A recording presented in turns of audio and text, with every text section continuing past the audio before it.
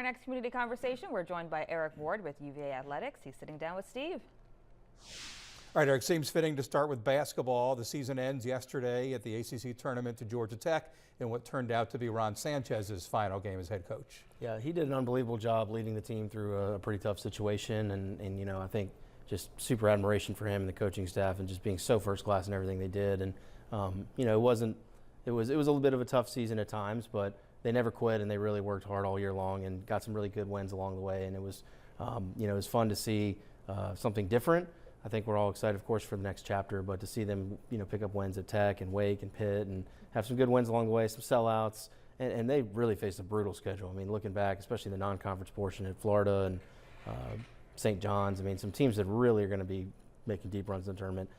Just kudos to Coach Sanchez and the staff all around for handling it in first-class way. And you're going to break exclusive news right now with the new head coach, right? I wish. All right, the search begins. Let's talk diving, which has been in the headlines too recently about the future of that program being up in the air. But they're beginning championships this week with swimming starting next week. Yeah, so diving competed yesterday and throughout the week, so they're scoring points towards the championship. And then, of course, swimming picks up next week. They go all the way out to Washington State. So the women's team in particular looking for a fifth consecutive national title, and the men's will compete the following week.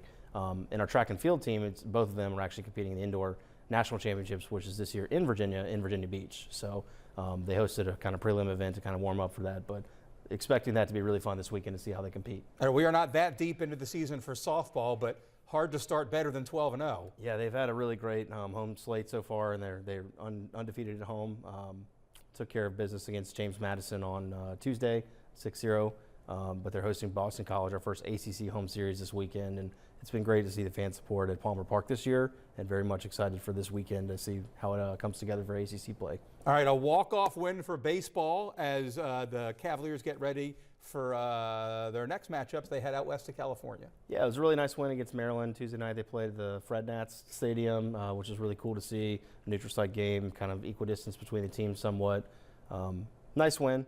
And then now they're out to California for a 3-game ACC series, so a long road trip, but should be fun to compete against Cal this weekend. Talk about tough competition, a men's, women's lacrosse doubleheader with some strong foes coming in. Yeah, the first major lacrosse weekend of the year is here. It's cool. The next 2 weekends will be doubleheaders for the two programs. The women will play Duke first at noon on Saturday, and then the men get #1 Maryland after that, 4 o'clock. So one neat thing about this weekend is that softball, men's lacrosse, women's lacrosse will all be going on. You just need one ticket. You can get into all the different events on Saturday. So it's a unique opportunity, and hopefully fans take advantage of that. Yeah, if you're a Cavalier fan and the weather cooperates, this is as good as it gets. It's a big weekend, so very much excited for that. All right, Eric, good seeing you. You too. Aaron?